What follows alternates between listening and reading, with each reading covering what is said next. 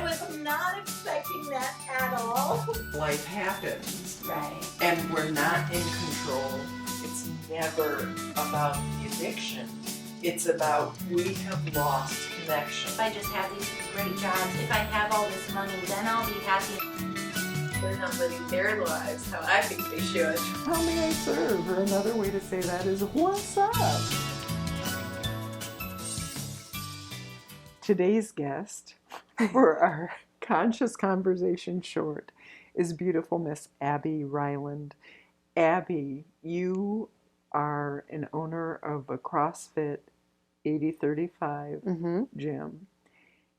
In your past, everything you have done, the physical and physical intelligence has been a huge part of your life. Whether it's been dance, yoga, diving, getting physical in so many ways within CrossFit, all of it, the level of excellence to which you ascribe and desire is profound. The physical experience of the body is one perfect way to say I can be intimate with my body. Or I want to acknowledge this aspect of it too. We can use the physical, even within exercise, to either love ourselves and make an intimate connection with ourselves, or we can use the physical to abuse ourselves. So I love the exploration within this Conscious Conversation short of how can we use the physical from a place of connection and intimacy, and even if you're open to it, exploring how we can use it to disconnect from ourselves, to not listen to our own body awareness and so on. Yeah, I grew up doing gymnastics and tumbling, and I got into diving and did that through college. And in my sort of adult years, I've explored CrossFit and yoga, and I continue to sort of... And you're really good at it. I just want to acknowledge you are amazing. The physical intelligence is so inspiring. You rock it. Thank you. You own it. Thank you. All of it. I love that. I guess, like, physical activity for me, even at a really young age, was a means of almost like meditation. Like when I'm in that place and I've committed my body to physically doing things that are challenging, I lose like my headspace, which is nice for me, because it's really hard for me to kind of relax. But it's almost like physical activity, which sounds so silly, but it's a form of relaxation for me. I also think I developed a lot of body awareness, and I had the opportunity over the years to really like grow into knowing different physical cues and when something was injured versus sore and how to move my body in certain ways. And though I never expected this to happen, I think at some point in time that sort of translated into my capacity to be in tune with like my emotional, my mental, like where I am. And so the physical for me has been a teacher, like for everything. Wow.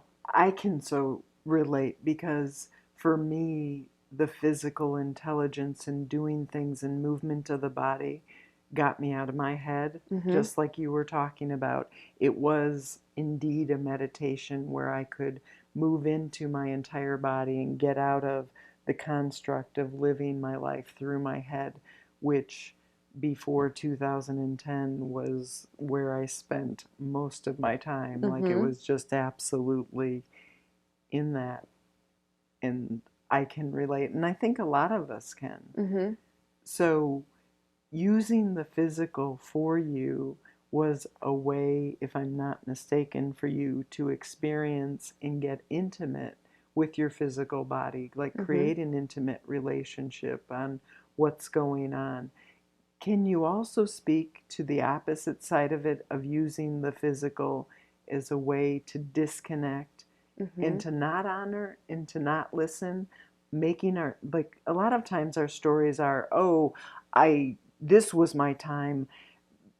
I was in the gym one time and this gentleman benched an exorbitant amount of weight and he couldn't get his second rep in. And he didn't know I was right behind him, and he, does the big F-bomb, and he was so ticked. And I gave him a couple minutes and then we kind of passed, and I used this as an opportunity to say, you could really focus on how you didn't get the second one, but the fact is that you even got the first one. Yeah. Like, you could be like really okay with that. Like, that was amazing. Yeah. Like, just a thought. Yeah. But so often we can use our stories of it should be another way. Like, what's your experience, or has been your experience and your evolution with that? I think initially, when I was younger and even in college, I did a really good job of doing things that I loved. Yeah. And that was important. Like, I wasn't going to engage in a physical activity that made me miserable. Right. And I wasn't going to do it even if I wanted a result. Like, even if I wanted to look a certain way, I couldn't torture myself like that. So that was always really healthy for me. The point at which I did sort of tread in like the unhealthy area was I graduated college and I no longer had like a regimen. Structure. Yeah. And I did want to make some physical changes, like aesthetically. And it had nothing to do with the way that I felt. It had nothing to do with my health. It had nothing to do with my mind. It had everything to do with, like, if I'm being blunt, my ass. Like, like I wanted it smaller, which is like saying out loud, I'm so ridiculous. This conversation. But how human. Yeah. The body image and like what it should look like, and the whole, I get it. Yeah. So I tried to be a runner, which is like, oh my God. Torture. The worst thing ever. I thought, I'm going to do this. I'm going to lose like 10 pounds. I'm going to look smoking hot. It's going to be great. I stressed out over pre-workout. Like, I had to like psych myself up just to do it. The whole time I ran, despite what music was playing, all I thought about was how much I was hating running. Ouch. And then it didn't even give me the 10-year ass that at the time I was looking for. So I came to the realization that, like, I got to do me, right? And when I felt best in terms of physical activity was when I was exploring like power, like how powerful I could be. So for me, the right fit, I dove into CrossFit, and it was like gritty and like barbells and, lifting some weights and trying to go faster and like really sweating and, exploring all these things that had someone asked me at age like 21, do you think you can do a bunch of pull-ups? Do you think you can climb a rope 15 feet high? Do you think you can lift X amount of pounds? I would have said, no, like, that's ridiculous. I'll never do that. Right. And now I do all of it. And there's actually been points even in CrossFit where I got caught up a little bit in like, I own a gym and I help train people who compete. And so I should be at their level. And that's sort of where I had to check myself. Like, for me, that's not the right fit. Like, I do it now to feel good. I do it for empowerment. I do it because of like the strength and the meditation that I get from it. And it all contributes so greatly to my well-being. Beautiful. And when I push past what my body and my mind are telling me to do, it's no longer beneficial for me as a person.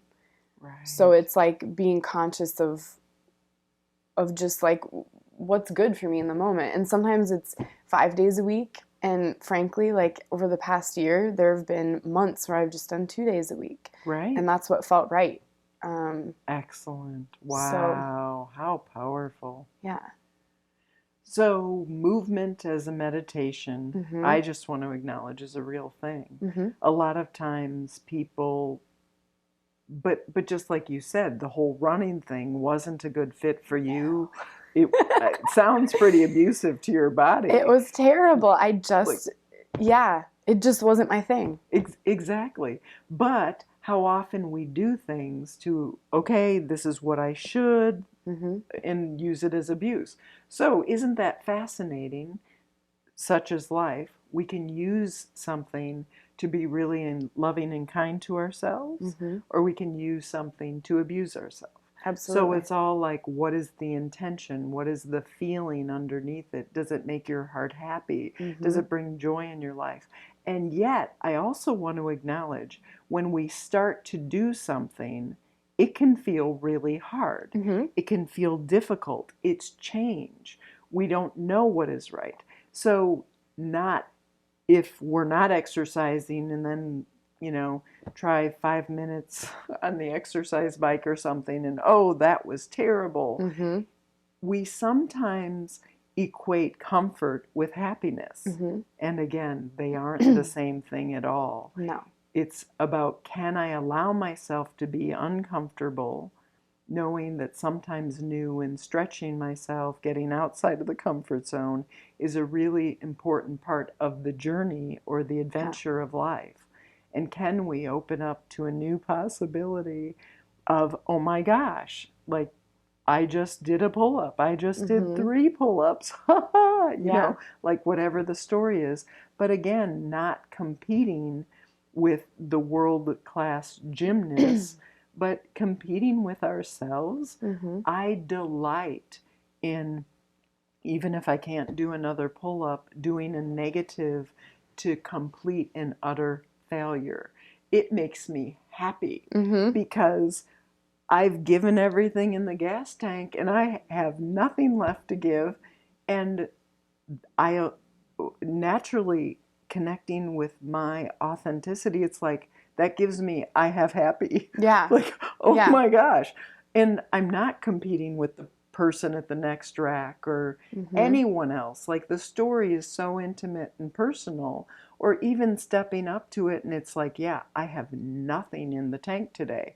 I came here and not happening. And then another time where like, whoo, look at this. But it's all good if we let go of our stories and judgments of what it should be or how it should look in any given moment. And just allow the adventure to be enough exactly as it is.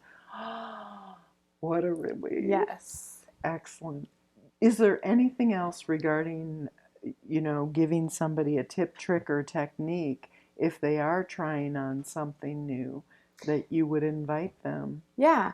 I think one big, and you actually touched on this, but one big thing to remember is there is discomfort, and a lot of times people will come to our gym and say, I want to try this out, but I'm really scared, and I know it's really hard. And usually my question to them is, well, what brought you here?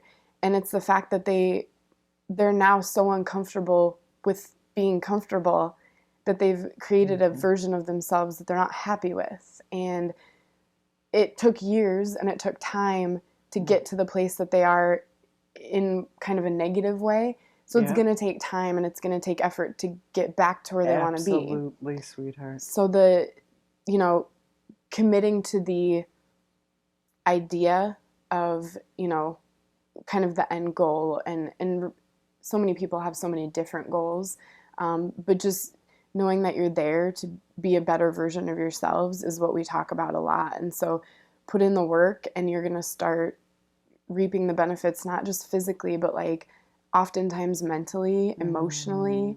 There's a shift and you can develop some more confidence and you feel better about yourself. You feel like you can do more. And that often transcends just like the gym.